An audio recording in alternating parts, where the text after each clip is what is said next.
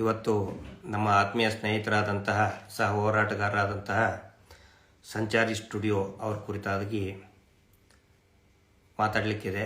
ದಯವಿಟ್ಟು ಆದಷ್ಟು ಬೇಗ ನಮ್ಮೆಲ್ಲ ಸೌಜನ್ಯ ಹೋರಾಟಗಾರರು, ಸ್ನೇಹಿತರು, ಹಿತೈಷಿಗಳು ಆದಷ್ಟು ಬೇಗ ಜಾಯ್ನ್ ಆಗಿ. ವಾಯ್ಸ್ ಕ್ಲಿಯರ್ ಇದ್ದರೆ ಕ್ಲಿಯರ್ ಇದೆಯಾ ಅಂತ ಹೇಳ್ಬಿಟ್ಟು. ದಯವಿಟ್ಟು ವಾಯ್ಸ್ ಕ್ಲಿಯರ್ ಬರ್ತಾ ಇದೆಯಲ್ಲ? ನಮಸ್ತೆ. ವಾಯ್ಸ್ ಕ್ಲಿಯರ್ ಇದ್ದರೆ ಥಮ್ಸ್ ಅಪ್ ಹಾಕಿ, ಒಂದು ಮೆಸೇಜ್ ಕಳಿಸಿ.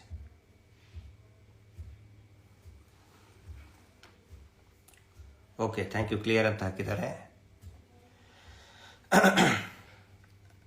ಇವತ್ತು ಸಾಯಂಕಾಲ 5:30ಕ್ಕೆ ಸೌಜನ್ಯ ಹೋರಾಟದಲ್ಲಿ ನಿರಂತರವಾಗಿ ತೊಡಗಿಸಿಕೊಂಡಂತಹ ನಮ್ಮೆಲ್ಲರ ಆತ್ಮೀಯ ಹೋರಾಟಗಾರ ಮಿತ್ರರು ಮತ್ತು ಬಹಳ ಪ್ರಸಿದ್ಧಿ ಪಡೆದಂತಹ ಪ್ರಖ್ಯಾತ ಸಂಚಾರಿ ಯೂಟ್ಯೂಬರ್ ಸಂಚಾರಿ ಸಂತೋಷ್ ಅವರನ್ನು ಇವತ್ತು ಸಾಯಂಕಾಲ 5:30 ನ್ಯಾಯಾಂಗ ಬಂಧನಕ್ಕೆ ಬೆಂಗಳೂರಿನ ಮಾನ್ಯ ಸಿಟಿ ಸಿವಿಲ್ ಕೋರ್ಟ್ ನ್ಯಾಯಾಲಯ ನ್ಯಾಯಾಂಗ ಬಂಧನಕ್ಕೆ ಒಪ್ಪಿಸಿದೆ. ಇದಕ್ಕೆ ಕಾರಣ ಏನು ಅಂತ ಹೇಳಿದರೆ ನೀವು ಆಶ್ಚರ್ಯ ಪಡ್ತೀರ. ಇಲ್ಲಿ ಸಂಚಾರಿ ಸ್ಟುಡಿಯೋ ಅವರು ಹೇಳಿದ್ದು, ಇದರಲ್ಲಿ ಹೊರಗಡೆ ಬಂದ ಮೇಲೂ ಕೂಡ ಆತ್ಮೀಯರ ಹತ್ರ ಅವರು ಹೇಳ್ಕೊಂಡಿದ್ದಾರೆ. ಅಂದರೆ ನ್ಯಾಯಾಲಯದ ಕೋರ್ಟ್ ಹಾಲಿಂದ ಹೊರಗಡೆ ಬಂದ ಮೇಲೆ ನನಗೆ ಯಾವುದೇ ನೋಟಿಸ್ ಕೂಡ ಸರ್ವ್ ಆಗಿಲ್ಲ, ನೋಟಿಸನ್ನು ನಾನು ರಿಸೀವ್ ಮಾಡಿಕೊಂಡಿಲ್ಲ, ಇದು ಯಾವಾಗ ಪ್ರಕರಣ ದಾಖಲಾಯಿತು ಅಂತ ಕೂಡ ನನಗೆ ಗೊತ್ತಿಲ್ಲ. ಆದರೂ ಕೂಡ ಅವರನ್ನು ನ್ಯಾಯಾಂಗ ಬಂಧನಕ್ಕೆ ಒಳಪಡಿಸಬೇಕು ಅಂತೇಳಿ 10 ದಿನದ ಹಿಂದೆನೇ ನ್ಯಾಯಾಲಯ ಆದೇಶ ಮಾಡಿದರೂ ಕೂಡ ಇವತ್ತಿನವರೆಗೂ ಕೂಡ ಯಾರೂ ಅವರ ಗಮನಕ್ಕೆ ನ್ಯಾಯಾಂಗ ವ್ಯವಸ್ಥೆಯಲ್ಲಿರುವಂತಹ ನ್ಯಾಯಾಲಯದಿಂದ ಯಾವುದೇ ನೋಟಿಸ್ ಆಗಲಿ, ಮಾಹಿತಿ ಆಗಲಿ ಏನು ಕೂಡ ಬಂದಿಲ್ಲ. ಏಕಾಕಿ ಇವತ್ತು ನನಗೆ ಗೊತ್ತಾಗಿದ್ದು, ಮಾಹಿತಿ ವಿಷಯ ಗೊತ್ತಾಗಿದ್ದು ಎಷ್ಟು 12:30 1 ಗಂಟೆಗೆ ಗೊತ್ತಾಗಿದ್ದು. ಸಂಚಾರಿ ಸಂತೋಷ್ ಅವ್ರನ್ನ ಹಿಡ್ಕೊಂಡು ಹೋಗ್ತಾ ಇದ್ದಾರೆ, ಅರೆಸ್ಟ್ ಮಾಡಿದ್ದಾರೆ. ನನಗನ್ನಿಸಿದ್ದು ಅರೆಸ್ಟ್ ಮಾಡುವಂಥ ಕೆಲಸ ಏನು ಮಾಡಿದ್ದಾರೆ. ಆಮೇಲೆ ಮತ್ತೆ ಅವ್ರಿಗೆ ಫೋನ್ ಮಾಡಿದ್ವಿ. ಅದು ಕ್ರಿಮಿನಲ್ ಕೇಸ್ ಅಲ್ಲ, ಸಿವಿಲ್ ಡಿಫೆಮೇಷನ್ ಕೇಸಲ್ಲಿ ಏಕಾಏಕಿ ನ್ಯಾಯಾಲಯದಿಂದ ಬಂದು ಅವರು ಅದಕ್ಕೆ ಸ್ಪಂದಿಸಿದ್ದಾರೆ. ಅವರೇನು ಓಡಿ ಹೋಗಲಿಲ್ಲ, ಹೆದರ್ಕೊಂಡು ಎಲ್ಲೋ ಇದು ಮಾಡಲಿಲ್ಲ, ಸ್ಪಂದಿಸಿದ್ದಾರೆ. ಅವ್ರ ಜೊತೆಗೇನೆ ನ್ಯಾಯಾಲಯಕ್ಕೆ ಗೌರವವನ್ನು ಕೊಟ್ಟು ಅವರು ಬಂದಿದ್ದಾರೆ, ನ್ಯಾಯಾಲಯಕ್ಕೆ ಬಂದಿದ್ದಾರೆ. ಅದಾದ ಮೇಲೆ ಇಲ್ಲಿ ನೋಡಿ, ಈ ಹಿಂದೆನೂ ಕೂಡ ಮಾನ್ಯ ಸುಪ್ರೀಂ ಕೋರ್ಟ್ ಇವರು ಏನೇನೋ ನಕಲಿ ದೇವಮಾನವನ ಗ್ಯಾಂಗ್ ಏನು ತರ್ತಾ ಇದೆ, ಗ್ಯಾಗ್ ಆರ್ಡರ್ ತರ್ತಾ ಇದೆ, ಅದನ್ನು ಸೆಟ್ ಅಸೈಡ್ ಮಾಡಿತ್ತು. ಮೊನ್ನೆನೂ ಕೂಡ ಒಂದು ಆದೇಶ ಮಾಡಿದೆ, ಯಾವುದೇ ಒಬ್ಬ ವ್ಯಕ್ತಿಯನ್ನ ವಿಚಾರಣೆ ಮಾಡೋದಕ್ಕೋಸ್ಕರ ಬಂಧನ ಮಾಡುವಂತ ಅವಶ್ಯಕತೆ ಇಲ್ಲ ಅಂತೇಳಿ ಮಾನ್ಯ ಈ ದೇಶದ ಸರ್ವೋಚ್ಚ ನ್ಯಾಯಾಲಯ ಸುಪ್ರೀಂ ಕೋರ್ಟ್ ಹೇಳಿದೆ. ಅದನ್ನು ಎಲ್ಲವನ್ನೂ ಕೂಡ ಓವರ್ಲುಕ್ ಮಾಡಿ ಕಡೆಗಣಿಸಿ ಇವತ್ತು ಸಂಚಾರಿ ಸಂತೋಷ್ ಅವರನ್ನ ನ್ಯಾಯಾಂಗ ಬಂಧನಕ್ಕೆ ಒಪ್ಪಿಸಿದ್ದಾರೆ. ಇದೇ ರೀತಿಯಾದಂಥ ಆರ್ಡರು ರಾಕೇಶ್ ಶೆಟ್ಟಿ ಮೇಲೆ ಇಂದು 2-3 ಸಾರಿ ಆಗಿದೆ. ಆದರೂ ಕೂಡ ಅವನ ಟಿವಿ ಚಾನೆಲ್ಗೆ ಮನೆಗೆ ಹೋಗಿ ಬಂಧಿಸೋದಕ್ಕೆ ಇವರಿಗೆ ಆಗ್ತಾ ಇಲ್ಲ. ಯಾಕಂದ್ರೆ ಪ್ರಭಾವಿಗಳಲ್ಲ, ಬಹಳ ಪ್ರಭಾವಿಗಳ ಛೇಲಾಗಳವರು. ಆದರೂ ಕೂಡ ಒಂದು ಮಾತನ್ನು ಹೇಳಕ್ಕೆ ಇಷ್ಟಪಡ್ತಾ ಇದ್ದೀನಿ. ಯಾವುದೇ ಒಂದು ಹೋರಾಟ ಗಟ್ಟಿಯಾಗಬೇಕಾಗತ್ತ ಹೇಳಿದರೆ, ಹೋರಾಟದ ಕಿಚ್ಚು ಜಾಸ್ತಿ ಆಗಬೇಕು ಅಂತ ಹೇಳಿದರೆ, ಹೋರಾಟಗಾರರು ಯಾವಾಗ ಕಷ್ಟವನ್ನು ಪಡ್ತಾರೆ, ತ್ಯಾಗ ಮಾಡ್ತಾರೆ, ಆವಾಗ ಆ ಹೋರಾಟದ ಕಿಚ್ಚು ಇನ್ನೂ ಜಾಸ್ತಿ ಆಗುತ್ತೆ. ಈ ರಾಜ್ಯ, ಈ ನಾಡು, ಈ ದೇಶ, ಈ ಭೂಮಿ ಅನೇಕ ಸಂಘರ್ಷಗಳನ್ನು, ಅನ್ಯಾಯದ ವಿರುದ್ಧ ಅನೇಕ ಹೋರಾಟಗಳನ್ನು, ಅನೇಕ ಚಳವಳಿಗಳನ್ನು, ಅನೇಕ ಯುದ್ಧಗಳನ್ನು ಕಂಡಿದೆ. ಯಾವಾಗ ಸಂಘರ್ಷ ತಾರಕಕ್ಕೇರ್ತದೆ ಆವಾಗ ಹೋರಾಟದ ಬಿಸಿ ಇನ್ನೂ ಜಾಸ್ತಿ ಆಗ್ತದೆ. ಸಂಚಾರಿ ಸ್ಟುಡಿಯೋ ಅವರು ಮಾಡಿದ್ದೇನು? ನಾನು ನಿಮಗೆ ಸಂಚಾರಿ ಸ್ಟುಡಿಯೋ ಅವ್ರ ಬಗ್ಗೆ ಅವರ ಹಿನ್ನೆಲೆ ಹೇಳ್ತೇನೆ, ಯಾಕಂದರೆ ಅದು ಬಹಳ ಮುಖ್ಯ. ನಾನು ಒಂದು ದಿನ ರಾತ್ರಿ ನೈಟ್ ಜರ್ನಿ ಮಾಡಬೇಕಾದ್ರೆ ಬೆಳ್ತಂಗಡಿಯಿಂದ ಉಜಿರೆಯಿಂದ ಬೆಂಗಳೂರಿಗೆ ಬರ್ಬೇಕಾದ್ರೆ ನಮ್ಮ ಜೊತೆಗೇನೆ ಬರ್ತಾ ಇದ್ರು. ಅವರು ರಾತ್ರಿ ಮಾತಾಡ್ತಾ ಬರ್ತಾ ಇದ್ವಿ. ಅವಾಗ ಇಡೀ ಪೂರ್ತಿ ಅವರು ಬೆಳೆದು ಬಂದಂತಹ ದಾರಿಯನ್ನು ಹೇಳಿದರು. ಪ್ರಾರಂಭದಲ್ಲಿ ಪಾಪ ಅವರಿಗೆ ವಿದ್ಯಾಭ್ಯಾಸ ಮಾಡೋದಕ್ಕೂ ಕೂಡ ಅಷ್ಟೊಂದು ಬಡತನ ಇತ್ತು. ಕಷ್ಟಪಟ್ಟು ವಿದ್ಯಾಭ್ಯಾಸ ಮಾಡಿ ಬೆಂಗಳೂರಿಗೆ ಬಂದಾಗ ಯಾರೋ ಒಬ್ಬರು ದೊಡ್ಡ ಕೆಲಸ ಕೊಡಿಸ್ತೀನಿ ಅಂತ ಹೇಳಿ ಅವ್ರನ್ನ ಒಂದು ಪೆಟ್ರೋಲ್ ಬಂಕಿಗೆ ಬಿಟ್ಟು ಹೋಗ್ತಾರೆ, ಪೆಟ್ರೋಲ್ ಬಂಕ್ನ ಮಾಲೀಕನ ಹತ್ರ. ಆ ಪೆಟ್ರೋಲ್ ಬಂಕ್ನಲ್ಲಿ ಇವರು ದುಡಿದಿದ್ದು ಪ್ರಾರಂಭದಲ್ಲಿ ಸಂಬಳನೇ ಇಲ್ಲ, ಬರೀ 2 ಹೊತ್ತಿನ ಊಟ ಕೊಟ್ಟರೆ ಸಾಕು ಅಂತ ಹೇಳಿ ಸಂಬಳ ಇಲ್ಲದೇನೆ ಬರೇ ಹೊಟ್ಟೆ ತುಂಬಿಸ್ಕೊಳ್ಳೋಕ್ಕಾಗಿ ದುಡಿದಂತಹ ಪ್ರಾಮಾಣಿಕ ವ್ಯಕ್ತಿ ಸಂಚಾರಿ ಸ್ಟುಡಿಯೋ ಅವರು. ಅದಾದ ಮೇಲೆ ಅವರ ನಡತೆಯನ್ನು ಮೆಚ್ಚಿ ಪೆಟ್ರೋಲ್ ಬಂಕ್ ಮಾಲೀಕ ವಾರಕ್ಕೆ 100 ರೂಪಾಯಿ ಕೊಡ್ತಾನೆ. ಮಲ್ಕೊಳ್ಳೋದಲ್ಲೇ ಪೆಟ್ರೋಲ್ ಬಂಕ್ನಲ್ಲಿನೇ, ಸಪ್ರೇಟ್ ರೂಮ್ ಮಾಡೋಕ್ಕೆ ಅವ್ರ ಹತ್ರ ದುಡ್ಡಿದ್ದಿಲ್ಲ.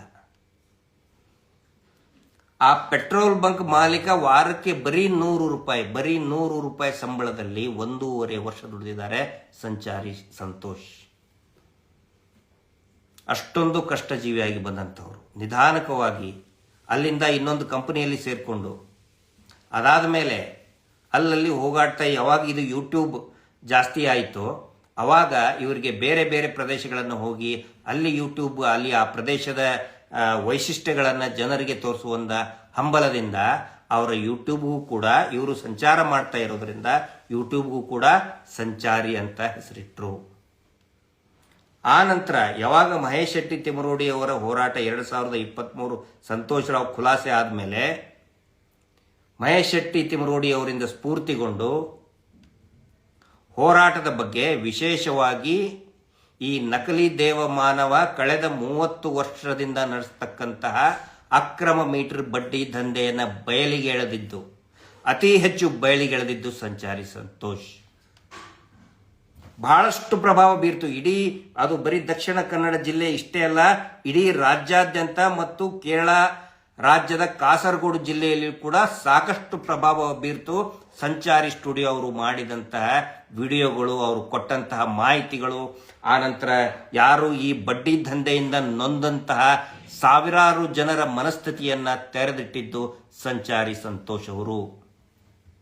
ನೀವು ನೋಡಿರಬಹುದು, ಸಂಚಾರಿ ಸಂತೋಷ್ ಅವರ ಮೇಲೆ ಅನೇಕ ಹಲ್ಲೆಗಳಾದವು. ಹಲ್ಲೆ ಆಗೋದನ್ನು ಕೂಡ ಯಥಾವತ್ತಾಗಿ ವಿಡಿಯೋ ಮಾಡಿ ತೋರಿಸಿದಂತಹ ದಿಟ್ಟ ಯುವಕ ಸಂಚಾರಿ ಸಂತೋಷ್ ಅವರು. ಮತ್ತೆ ನಮ್ಮ ಜಯಂತ್ ಟಿ ಅವರೊಟ್ಟಿಗೆ ಉಡುಪಿಯಲ್ಲಿ ಹೋದಾಗಲೂ ಕೂಡ ಅವರ ಮೇಲೆ ಒನ್ಸ್ ಅಗೇನ್ ಹಲ್ಲೆ ಆಯಿತು. ತಲೆಗೆ ಹೊಡಿತಾರೆ ಅವರಿಗೆ, ನೀನು ಮಾಡಬಾರ್ದು ಅಂಥೇಳಿ, ನೀನು ವಿಡಿಯೋ ಮಾಡಬಾರ್ದು ಅಂಥೇಳಿ ಸಾಕಷ್ಟು ಜೀವ ಬೆದರಿಕೆ ಕರೆಗಳು ಬರ್ತದೆ. ಪಾಪ ಅವರು ಅಲ್ಲಿ ಒಂದು ಕಡಬ ಪಟ್ಟಣದಲ್ಲಿ ಒಂದು ಚಿಕ್ಕ ಜೆರಾಕ್ಸ್ ಅಂಗಡಿಯನ್ನು ಹಾಕೊಂಡಿರ್ತಾರೆ ಮತ್ತು ಕಂಪ್ಯೂಟರ್ ಪ್ರಿಂಟ್ಔಟು ಮತ್ತು ಯಾರಾದರೂ ಬಡವರು ಬಂದರೆ ಅವರಿಗೆ ಅರ್ಜಿಯನ್ನು ಇವರೇ ಟೈಪ್ ಮಾಡಿ ಕೊಡ್ತಾ ಇರ್ತಾರೆ ಸಂಚಾರಿ ಸ್ಟುಡಿಯೋ. ಅಲ್ಲಿನೂ ಕೂಡ ದಾಳಿ ಮಾಡೋಕೆ ಬರ್ತಾರೆ. ಆ ದಿಟ್ಟತನದಿಂದ ಎದುರಿಸಿ ಅವರನ್ನು ಓಡಿಸ್ತಾರೆ ಸಂಚಾರಿ ಸಂತೋಷ್. ಯಾವತ್ತಿಗೂ ಕೂಡ ಹೆದರಲಿಲ್ಲ, ಯಾವತ್ತಿಗೂ ಕೂಡ ತಲೆಯದ ತಗ್ಗಿಸಲಿಲ್ಲ ನಮ್ಮ ಹೆಮ್ಮೆಯ ಸಂಚಾರಿ ಸಂತೋಷ್. ಅವರಿಂದ ಇಡೀ ಅಕ್ರಮ ಬಡ್ಡಿ ದಂಧೆಗೆ ಬಹಳ ದೊಡ್ಡ ಪೆಟ್ಟು ಬಿತ್ತು. ಹಿಂಗಾಗಿ ನಕಲಿ ದೇವಮಾನವನ ಅವನಿಗೆ, ಅವನ ಕುಟುಂಬಕ್ಕೆ ನಕಲಿ ದೇವಮಾನವ ಬಡ್ಡಿ ಪೂಜೆ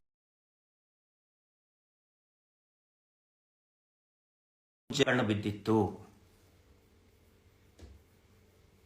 ಏನಾದರೂ ಮಾಡಿ ಅವ್ರಿಗೆ ಕಿರುಕುಳ ಕೊಡಬೇಕು ಅಂತ ಹೇಳಿ ಶತಪ್ರಯತ್ನ ಮಾಡಿದರು. ಸಂಚಾರಿ ಸ್ಟುಡಿಯೋ ಎಲ್ಲರಿಗೂ ಕೂಡ ಗೊತ್ತಿರಲಿ, ಯಾವುದೋ ಒಂದು ಕ್ರಿಮಿನಲ್ ಒಳಗಡೆ ಹೋಗಿಲ್ಲ, ಕಳ್ಳತನ ಮಾಡಿ ಹೋಗಿಲ್ಲ, ಕೊಲೆ ಮಾಡಿ, ಅತ್ಯಾಚಾರ ಮಾಡಿ, ಫ್ರಾಡ್ ಮಾಡಿ, ವಂಚನೆ ಮಾಡಿ ಹೋಗಿಲ್ಲ. ಎಲ್ಲರೂ ಕೂಡ ಹೆಮ್ಮೆ ಪಡುವಂತಹ ಸತ್ಯವನ್ನ ತೆರೆದಿಟ್ಟು ಅವರು ನ್ಯಾಯಾಂಗ ಬಂಧನಕ್ಕೆ ಒಳಗಾಗಿದ್ದಾರೆ ಸಂಚಾರಿ ಸ್ಟುಡಿಯೋ ಸಂತೋಷ್. ಹೀಗಾಗಿ ನಾನು ಹೇಳ್ತಾ ಇದ್ದೇನೆ, ಇವತ್ತು ಅವರು ತಲೆ ಎತ್ತಿಕೊಂಡು ಜೈಲಿಗೆ ಹೋಗಿದ್ದಾರೆ. ತಲೆ ಎತ್ತಿಕೊಂಡು ಬರೀ ಒಂದು ತಿಂಗಳ ತಲೆ ಎತ್ತಿಕೊಂಡೇ ಬರ್ತಾರೆ. ಅವರು ಹೋಗಿರೋದಕ್ಕೆ ಇವತ್ತು ಈ ಬಡ್ಡಿ ಪೂಜ್ಯರ ಗ್ಯಾಂಗ್ನವರು ನೋಡಿ, ಈ ಬಡ್ಡಿ ಹುಳುಗಳು, ಗ್ಯಾಂಗ್ ಅನ್ನೋಕ್ಕಿಂತ ಬಡ್ಡಿ ಪೂಜ್ಯರ ಸಾಕದವರು ಬಡ್ಡಿ ಹುಳುಗಳೇ. ಯಾವ ಥರ ಈ ಪೋಸ್ಟ್ ಮಾಡ್ತಾ ಇದ್ದಾರೆ ಅಂತ ಹೇಳಿದ್ರೆ ಸೋಷಿಯಲ್ ಮೀಡಿಯಾದಲ್ಲಿ, ನೋಡಿ ಸಂಚಾರಿ ಸ್ಟುಡಿಯೋ ಸಂತೋಷ್ ಇವನೇ ನಮ್ಮ ಬಡ್ಡಿ ದಂಧೆ ವಿರುದ್ಧ ಅಪಪ್ರಚಾರ ಮಾಡ್ತಾ ಇದ್ದ, ಅವನೇ ಒಳಗೆ ಹೋದ, ಹಿಂಗಾಗಿ ಎಲ್ಲರೂ ಕಟ್ರಿ ಬಡ್ಡಿ ಕಟ್ರಿ ಅಂತ ಹಾಕ್ತಾ ಇದ್ದಾರೆ. ನಾಚಿಗೇಡಿ ಬಡ್ಡಿ ಹುಳುಗಳು. ಆದರೆ ಸತ್ಯವನ್ನ ಬಯಲಿಗೆ ಇಟ್ಟು ಸಂಚಾರಿ ಸಂತೋಷ್ ಇವತ್ತು, ನನಗೆ ಲಾಸ್ಟಿಗೆ ಅವ್ರು ಹೇಳಿದ ಮಾತು ಬಹಳ ಖುಷಿ ಆಯಿತು. ಅವ್ರನ್ನ ಕಸ್ಟಡಿಗೆ ತೊಗೊಂಡು ಹೋಗ್ಬೇಕಾದ್ರೆ, ಯಾಕಂತ ಹೇಳಿದ್ರೆ ಇದು ಇಮಿಡಿಯೇಟ್ ಆಗಿ ನಮ್ಮ ಕಡೆಯಿಂದನೂ ಕೂಡ ಪ್ರಯತ್ನ ಮಾಡ್ತೀವಿ. ಹೈಕೋರ್ಟಿಗೆ ಅಪೀಲ್ಗೆ ಹೋಗೋದಕ್ಕೆ ಅವಕಾಶ ಇದೆ, ಅಥವಾ ಹೋಗಲಿಲ್ಲ ಅಂದ್ರೂ ಕೂಡ 1 ತಿಂಗಳು ಜೈಲಲ್ಲಿ ಇರಬೇಕು ಇಷ್ಟೇ. ಸಂತೋಷ್ ಅವರು ಒಂದು ಮಾತು ಹೇಳಿದರು, ಈ ನೋಟಿಸ್ ಯಾವುದು ಅಂತ ಗೊತ್ತಿಲ್ಲ, ನನ್ನ ಬೆನ್ನಿಗೆ ಚೂರಿ ಹಾಕಿದ್ದಾರೆ, ಆದರೆ ಸತ್ಯಕ್ಕೋಸ್ಕರ ನಾನು ಹೋರಾಟ ಮಾಡಿದ್ದೇನೆ, 1 ತಿಂಗಳು ನಾನು ಜೈಲಲ್ಲೇ ಇರ್ತೀನಿ, ಯಾವ ಹೈಕೋರ್ಟಿಗೆ ಹೋಗೋದು ಬೇಡ, ಹೋರಾಟದ ಸಲುವಾಗಿ, ಸೌಜನ್ಯಾಳ ಸಲುವಾಗಿ 1 ತಿಂಗಳು ನಾನು ಧೈರ್ಯವಾಗಿ ಹೆಮ್ಮೆಯಿಂದ ಜೈಲಲ್ಲಿ ಇದ್ದು ಬರ್ತೇನೆ ಅಂತ ಹೇಳಿ ನಮ್ಮೆಲ್ಲರನ್ನೂ ಕೂಡ ಹೆಮ್ಮೆಯಿಂದ ಎದೆ ಉಬ್ಬಿಸುವಂತೆ ಮಾಡಿದ್ದಾರೆ ಸಂಚಾರಿ ಸಂತೋಷ್ ಅವರು. ಈ ಮಾತನ್ನ ನಿಮಗೆ 3 ದಿನದ ಹಿಂದೆನೆ ಹೇಳಿದ್ದೆ. ಅಹೋರಾತ್ರ ಅವ್ರ ಬಗ್ಗೆ ಅಹೋರಾತ್ರ ಅವ್ರು ಹೇಳಿದ್ರು, ಯಾರಿಗೂ ಕೂಡ ಅದು ಪ್ರಚಾರ ಕೂಡ ಆಗಲಿಲ್ಲ.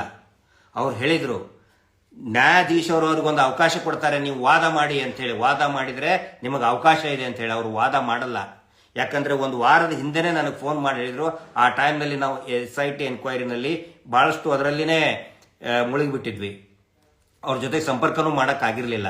ಆದರೆ ಅವರು ಜೈಲಿಗೆ ಹೋಗೋಕ್ಕಿಂತ 1 ವಾರ ಮುಂಚೆ ನನಗೆ ಹೇಳಿದರು. ನಾನು ಹೇಳಿದೆ, ಸರ್ ಅಡ್ವೊಕೇಟನ್ನು ನೇಮಿಸೋಣಂತೆ. ಅದಕ್ಕೆ ಅವ್ರು ಹೇಳಿದರು, ಇಲ್ಲ ಗಿರೀಶ್, ಸೌಜನ್ಯಾಳಿಗೆ ನ್ಯಾಯ ಸಿಗಬೇಕು ಅಂತ ಹೇಳಿ ಜೈಲಿಗೆ ಹೋಗೋದು ಕೂಡ ಒಂದು ಪುಣ್ಯ. ಆ ಪುಣ್ಯ ನನಗೆ ಸಿಗಲಿ, ಆ ಪುಣ್ಯಕ್ಕೋಸ್ಕರ ನಾನು ಹೋಗ್ತಾ ಇದ್ದೀನಿ ಅಂಥೇಳಿ ನ್ಯಾಯಾಲಯಕ್ಕೆ ಗೌರವವನ್ನು ಕೊಟ್ಟು ಯಾವುದೇ ಅಡ್ವೊಕೇಟ್ ಇಡದೇನೆ ತಲೆ ಎತ್ಕೊಂಡು ಜೈಲಿಗೆ ಹೋಗಿ ಅಲ್ಲಿರ್ತಕ್ಕಂತಹ ಅನೇಕ ಕೈದಿಗಳ ಮನಸ್ಸನ್ನು ಪರಿವರ್ತನೆ ಮಾಡಿದಂಥವರು ಅಹೋರಾತ್ರ ಅವರು. ಚಕ್ರವರ್ತಿ ಅಂತ ಹೇಳಿದ್ರೆ ಈ ವಸೂಲಿ ಬೆಲೆ ಅಲ್ಲ, ಇನ್ನೊಬ್ಬ ಹೆಮ್ಮೆಯ ಮಿತ್ರ ಯೂಟ್ಯೂಬರ್. ಪ್ರತಿದಿನ ಅವರು ಚಿಕ್ಕ ಒಂದು ರೂಮ್ನಲ್ಲಿ ಮಾಡ್ತಾ ಇರ್ತಾರೆ. ಮೊನ್ನೆ ಕೂಡ ನಮ್ಮ ಉತ್ತರ ಕರ್ನಾಟಕದ ಹೆಮ್ಮೆಯ ಮಗ, ಮಣ್ಣಿನ ಮಗ ಚಕ್ರವರ್ತಿ ಅವ್ರು ಹೇಳಿದ್ರು, ಏನಂತ ಹೇಳಿದ್ರೆ, ನಾನು ರೆಡಿ ಇದ್ದೇನೆ ಜೈಲಿಗೆ ಹೋಗೋದಕ್ಕೆ, ನಾನು ಹೋಗ್ತೀನಿ ಸೌಜನ್ಯ ಸಲುವಾಗಿ, ಧರ್ಮಸ್ಥಳದ ಅಕ್ರಮದ ವಿರುದ್ಧ ಮಾತಾಡಿ ನಾನು ಜೈಲಿಗೆ ಹೋಗ್ತೀನಿ ಅಂತ ಹೇಳಿದ್ರು. ಈ ಮಾತು ಇವತ್ತು ಪ್ರತಿಯೊಬ್ಬರ ಬಾಯಿಂದನೂ ಕೂಡ ಬರ್ತಾ ಇದೆ. ನಾನು ಕೂಡ ಅನೇಕ ದಿನಗಳ ಹಿಂದೆ ಹೇಳಿದ್ದೀನಿ, ಈ ಜೈಲಿಗಿನ ಸಲುವಾಗಿ ನಾವು ಹೆದರ್ದವ್ರಲ್ಲ. ವಿಶೇಷವಾಗಿ ಉತ್ತರ ಕರ್ನಾಟಕದ ಜನ ಸಂಗೊಳ್ಳಿ ರಾಯಣ್ಣನ, ಸಿಂಧೂರು ಲಕ್ಷ್ಮಣನ ವೀರಗಾಥೆಗಳನ್ನ, ಕಿತ್ತೂರು ಚೆನ್ನಮ್ಮರ ವೀರಗಾಥೆಗಳನ್ನ, ಹಲಗಲಿ ಬೇಡರ ಕ್ರಾಂತಿಯನ್ನ, ಯುದ್ಧವನ್ನ ಕೇಳಿ ಬೆಳೆದಂಥವ್ರು ನಾವು. ಈ ಪುಟ್ಕೋಸಿ ನೋಟಿಸಿಗೆ ಒಂದಿಷ್ಟು ದಿನ ಜೈಲಿಗೆ ಹೋಗಿ ಬರೋದಕ್ಕೆ ನಾವ್ಯಾರು ಕೂಡ ತಲೆ ಕೆಡಿಸ್ಕೊಂಡಿಲ್ಲ. ಎಲ್ರಿಗೂ ಕೂಡ ಗೊತ್ತಿರಲಿ, ಹೋರಾಟ, ಸೌಜನ್ಯ ಹೋರಾಟ, ಧರ್ಮಸ್ಥಳ ದೌರ್ಜನ್ಯದ ವಿರುದ್ಧದ ಹೋರಾಟ ತನ್ನ ಮಗ್ಗಲನ್ನು ಬದಲಾಯಿಸ್ತಾ ಇದೆ, ಅಂತಿಮ ದಿನಗಳನ್ನು ಕಾಣ್ತಾ ಇದೆ. ಯಾಕೆ ಅಂತ ಹೇಳಿದ್ರೆ, ಈ ನಕಲಿ ದೇವಮಾನವನ ಬಂಡವಾಳ ಎಲ್ಲರಿಗೂ ಕೂಡ ದಿನೇ ಗೊತ್ತಾಗ್ತಾ ಇದೆ. ಮೊನ್ನೆ ಶಿವರಾತ್ರಿ ದಿನ ಇವರು ಮಾಡಿದಂಥ ಗಿಮಿಕ್ ಏನು ಅಂತ ಹೇಳಿದ್ರೆ, ನಮಗೂ ಖುಷಿ ಆಗುತ್ತೆ, ಸಾವಿರಾರು ಜನ, ಲಕ್ಷಾಂತರ ಜನ ಧರ್ಮಸ್ಥಳಕ್ಕೆ ಬರಲಿ, ಭಕ್ತರು ಬಂದು ದರ್ಶನ ಮಾಡಿದ್ರೆ ನಮಗೆ ಖುಷಿ ಆಗುತ್ತೆ. ಆದರೆ ನಾವೊಂದು 3-4 ದಿನದ ಹಿಂದೆ ಇಲ್ಲಿ ಪಾದಯಾತ್ರಿಗಳೇ ಇಲ್ಲ ಅಂದಿದ್ದಕ್ಕೆ ಏನು ಮಾಡಿದ್ರು, ವಿನೂತನ ಯೋಜನೆಯನ್ನು ಪ್ರಾರಂಭ ಮಾಡಿದ್ರು ಬಡ್ಡಿ ಪೂಜ್ಯರು. ಏನಂತ ಹೇಳಿದ್ರೆ, ಬಸ್ಸಿನ ಮೂಲಕ ಪಾದಯಾತ್ರೆ ಬರಬೇಕಾದ್ರೆ ಬೆಂಗಳೂರಿನಿಂದನೋ ಅಥವಾ ಈ ಘಟ್ಟದ ಮೇಲಿಂದ ಹಳೆ ಮೈಸೂರು ಭಾಗದಿಂದನೋ ನಮ್ಮ ಉತ್ತರ ಕರ್ನಾಟಕದಿಂದ ಬರಬೇಕಾದ್ರೆ ರಸ್ತೆ ತುಂಬ ಇರ್ತಿದ್ರು. ಆದರೆ ಈ ಚಾರ್ಮಾಡಿವರೆಗೆ ಜನನೇ ಇಲ್ಲ. ಇವ್ರು ಏನು ಮಾಡಿದ್ದಾರೆ, ಪಾದಯಾತ್ರಿಗಳನ್ನ ಧರ್ಮಸ್ಥಳದಲ್ಲಿ ತೋರಿಸ್ಬೇಕು ಅಂತ ಹೇಳಿ ಇವರು ಬಡ್ಡಿ ದಂಧೆ ವಸೂಲಿ ಮಾಡುವಂತ ಗ್ಯಾಂಗ್ಗಳು ಪ್ರತಿ ರಾಜ್ಯದ ಮೂಲೆ ಮೂಲೆಗಳಲ್ಲಿ ಇದೆಯಲ್ಲ, ಅವರಿಗೆ ಆದೇಶ ಮಾಡಿಬಿಟ್ರು, ನೀವು ಕಡ್ಡಾಯವಾಗಿ ಒಂದು ಬಸ್ನಲ್ಲಿ ಹೆಣ್ಮಕ್ಳನ್ನ ತುಂಬಿಸ್ಕೊಂಡು ಬರಲೇಬೇಕು ಧರ್ಮಸ್ಥಳಕ್ಕೆ ಅಂತ ಹೇಳಿ. ಆಮೇಲೆ ಅವ್ರನ್ನ ಉಜಿರೆ ಆಸುಪಾಸು ಅಲ್ಲಿ ಇಲ್ಲಿ ಅವ್ರನ್ನ ಕೆಳಗಡೆ ಇಳಿಸಿ ಪಾದಯಾತ್ರೆ ಅಂತ ತೋರಿಸಿ, ಅಂದ್ರೆ ನಮಗೆ ಕೌಂಟರ್ ಮಾಡೋದಕ್ಕೆ ಇದು ಯಾಕೆ ಬೇಕು? ನಾವು ಖುಷಿ ಪಡೋರು ನಾವೇ ರೀ. ಜನಗಳು ಜಾಸ್ತಿ ಬಂದ್ರೆ ಖುಷಿ ಪಡೋರು ನಾವೇ. ಯಾವ ರಸ್ತೆಯಲ್ಲೂ ಕೂಡ ಜನ ಇಲ್ಲ, ಉಜಿರೆಯಿಂದ ಮಾತ್ರ ಸ್ಟಾರ್ಟು. ಮುಗಿಸಿದ ತಕ್ಷಣ 5-6 ಗಂಟೆಗೆ ಎಲ್ಲರೂ ಬಸ್ ತಗೊಂಡು ಹೊರಟ್ಬಿಟ್ರು. ಬಸ್ಸಿನ ಮೂಲಕ ಪಾದಯಾತ್ರೆ ಅಂದ್ರೆ ಇವರ ಗತಿ ಎಲ್ಲಿಗೆ ಬಂದಿದೆ? ಎಲ್ಲಿಗೆ ಬಂದು ನಿಂತು ಇವರ ಗತಿ? ಇವರು ಮಾಡಿದಂತಹ ಅಂಗಾಂಗ ಕಳ್ಳತನದಲ್ಲಿ ವಾಮಾಚಾರದಿಂದ ಜನರನ್ನ ಕೊಂದಿದ್ದು, ಅತ್ಯಾಚಾರದಿಂದ ಹೆಣ್ಮಕ್ಕಳನ್ನ ಕೊಂದಿದ್ದು, ಅಂಗಾಂಗ ಕಳ್ಳತನ ಮಾಡೋದಕ್ಕೆ ಜನರನ್ನ ಕೊಂದು ಹಾಕಿದ್ದು, ಇವೆಲ್ಲವೂ ಕೂಡ ಸಿಕ್ಕಿ ಬಿದ್ದಿದ್ದಾರೆ. ಹಿಂಗಾಗಿ ಈ ಹೋರಾಟಕ್ಕೆ ವಿಚಲಿತ ಮಾಡಬೇಕು ಅಂಥೇಳಿ ಇಲ್ಲಿ ಯಾರ್ಯಾರನ್ನೋ ತಂದಿಟ್ಟು ಜಗಳ ಹಚ್ಚೋದು. ಆಮೇಲೆ ನೋಡ್ರಿ ಯೂಟ್ಯೂಬರಿಗೆ ನಾವು ಹಿಂಗೆ ಮಾಡಿಬಿಟ್ವಿ, ಯಾರು ಮಾತಾಡಬಾರ್ದು ಅಂತೇಳಿ ಇಲ್ಲಿ ಒಂದು ಗಮನಿಸಬೇಕು. ಎಲ್ಲ ಮೇನ್ ಸ್ಟ್ರೀಮ್ ಮಾಧ್ಯಮಗಳು ಈ ನಕಲಿ ದೇವಮಾನವನ ಪರವಾಗಿ ನಿಂತ್ಕೊಂಡ್ರು ಕೂಡ ನಡುವೆ ಅಂತ 2 ವರ್ಷ ಯಾರು ಮಾತಾಡಿಲ್ಲ, ನಿರಂತರವಾಗಿ ಮಾತಾಡಿದ್ದೇ ಯೂಟ್ಯೂಬರ್ಗಳು. ಹಿಂಗಾಗಿ ಏನಾದರೂ ಮಾಡಿ ಯೂಟ್ಯೂಬರ್ಗಳಿಗೆ ಏನೋ ಪಾಠ ಕಲಿಸಬೇಕು, ಅವ್ರ ಬಾಯಿ ಮುಚ್ಚಿಸಬೇಕು. ಸಂಚಾರಿ ಸ್ಟುಡಿಯೋ ಅವರಿಗೆ ಎಷ್ಟೋ ಲಕ್ಷ, 40 ಲಕ್ಷ 50 ಲಕ್ಷ ಕೊಡ್ತೀವಿ, ಇನ್ನೂ ಜಾಸ್ತಿ ಕೊಡ್ತೀವಿ, ನೀನು ಸುಮ್ಮನೆ ಆಗಬೇಕು ಅಂತೇಳಿ ಅವರ ಸೋದರ ಸಂಬಂಧಿಯಿಂದನೇ ಹೇಳಿಸಿದ್ದಾರೆ. ಪದೇ ಪದೇ ನಮಗೆ ಸಂಚಾರಿ ಸಂತೋಷ್ ಅವ್ರು ಹೇಳ್ತಾ ಇದ್ರು, ಸರ್ ನಮ್ಮ ಸೋದರ ಸಂಬಂಧಿನೇ ಅವ್ರ ಜೊತೆಗಿದ್ದಾನೆ, ಸೌಜನ್ಯ ಪ್ರಕರಣದ ಪ್ರಮುಖ ವಿಡಿಯೋಗಳು ಅವನ ಹತ್ರ ಇದ್ದು, ಹಿಂಗಾಗಿ ಕೋಟಿಗಟ್ಟಲೆ ದುಡ್ಡು ಅವನಿಗೆ ಕೊಟ್ಟಿದ್ದಾರೆ, ಕೊಟ್ಟು ಅವ್ರ ಕಡೆ ಹೇಳ್ಕೊಂಡಿದ್ದಾರೆ, ನನಗೂ ಕರೀತಾ ಇದ್ದಾರೆ, ಆದ್ರೆ ನಾನು ಹೋಗಲ್ಲ ಅಂತ ಹೇಳಿ. ವಾರಕ್ಕೆ ಬರೀ ಒಂದು 100 ರೂಪಾಯಿಗೆ ಕೆಲಸ ಮಾಡಿದಂಥವನಿಗೆ ಒಂದು 50 ಲಕ್ಷ ಕೋಟಿ ಕೊಡ್ತೇವೆ ಅಂತ ಹೇಳಿದ್ರೆ ಯಾರಿಗಾದ್ರೂ ಮನಸ್ಸು ಎಳಿತದೆ. ಸಂಚಾರಿ ಸ್ಟುಡಿಯೋ ಅದಕ್ಕೆ ಒಪ್ಪಲಿಲ್ಲ, ಪ್ರಾಮಾಣಿಕವಾಗಿ ಹೋರಾಟದ ಜೊತೆಗೆ ನಿಂತ್ಕೊಂಡ್ರು. ಈ ಹೋರಾಟದಲ್ಲಿ ಯಾರ್ಯಾರಿದ್ದಾರೆ ಎಲ್ಲರ ಮೇಲೇನೂ ಕೂಡ ಕೇಸ್ ಹಾಕ್ತಾ ಇದ್ದಾರೆ. ಅದಕ್ಕೆ ಹೇಳೋದು, ಯಾವಾಗ ಹೋರಾಟಗಾರರು ಒಂದು ಹೋರಾಟ ಗಟ್ಟಿಯಾಗಿ ನಿಂತ್ಕೊಳ್ಳೋದು ಹೋರಾಟಗಾರರದ ತ್ಯಾಗ ಬಲಿದಾನದಿಂದ. ಸೋಮನಾಥ್ ನಾಯಕರಿಗೆ ಅವ್ರಿಗೂ ಕೂಡ ಜೈಲಿಗೆ ಹಾಕಿದ್ರು. ಏನು ಹೋರಾಟ ಕಡಿಮೆ ಮಾಡಿದ್ರು ಅವರು? ಇನ್ನೂ 100 ಪಟ್ಟು ಜಾಸ್ತಿ ಮಾಡಿದ್ರು ಸೋಮನಾಥ್ ನಾಯಕರು. ಬಹುಶಃ ಈಗ ಒಂದು 15 ವರ್ಷದ ಹಿಂದೆ ಅವರಿಗೂ 10 ವರ್ಷದ ಹಿಂದೆ ಅವರಿಗೂ ಜೈಲಿಗೆ ಹಾಕಿ ಸೋಮನಾಥ್ ನಾಯಕರು ವಿರುದ್ಧ ನಾವು ಜೈಲಿಗೆ ಕಳಿಸ್ಬಿಟ್ಟು ಅಂತ ಕುಣಿದಾಡ್ಬಿಟ್ರು. ಆದರೆ ಜೈಲಿಂದ ಹೊರಗಡೆ ಬಂದ ತಕ್ಷಣ ಹೋರಾಟವನ್ನ ಇನ್ನೂ ತೀವ್ರ ಮಾಡಿದ್ರು ಸೋಮನಾಥ್ ನಾಯಕರು. ಅದೇ ರೀತಿ ಸಂತೋಷ್ ಸಂಚಾರಿ ಅವರು ಹೊರಗಡೆ ಬಂದ ತಕ್ಷಣ ಸುಮ್ಮನೆ ಆಗೋದಿಲ್ಲ, ಇನ್ನೂ ಜಾಸ್ತಿ ಮಾತಾಡ್ತಾರೆ. ಸಂಚಾರಿ ಸ್ಟುಡಿಯೋ ಯೂಟ್ಯೂಬರ್ನ ಒಳಗಡೆ ಹಾಕಿಬಿಟ್ರೆ ಎಲ್ಲಾ ಯೂಟ್ಯೂಬರ್ಗಳು ಮಾತಾಡಲ್ಲ ಅಂತಲ್ಲ. ಇವತ್ತೇ ಈ ಕ್ಷಣದಿಂದನೇ ಸಂಚಾರಿ ಸಂತೋಷ್ ಅವ್ರ ಪರವಾಗಿ ಅವರ ಬಗ್ಗೆ ಹೆಮ್ಮೆ ಪಟ್ಟು ಸಂಚಾರಿ ಸಂತೋಷ್ ಅವ್ರ ಜೊತೆಗೆ ನಾವಿದೀವಿ ಅಂತ ಹೇಳಿ ಪ್ರತಿಯೊಬ್ಬರು ಕೂಡ ಪೋಸ್ಟ್ ಹಾಕ್ತಾರೆ. ಪ್ರತಿಯೊಬ್ಬ ಸೌಜನ್ಯ ಹೋರಾಟಗಾರರು ಕೂಡ, ಪ್ರತಿಯೊಬ್ಬ ಅತ್ಯಾಚಾರದ ವಿರುದ್ಧ ಇದ್ದಂತ ಪ್ರತಿಯೊಬ್ಬ ನಾಗರಿಕನು ಕೂಡ ಪೋಸ್ಟ್ ಹಾಕುವಂತ ಕೆಲಸವನ್ನ ಮಾಡ್ತಾರೆ.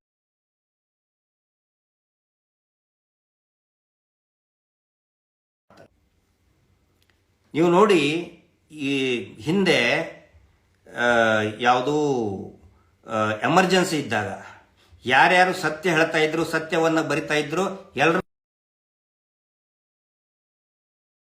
ಮಾಡ್ತಿದ್ರು, ಎಲ್ಲರನ್ನು ಕೂಡ ಜೈಲಿಗೆ ಹಾಕ್ತಾ ಇದ್ರು.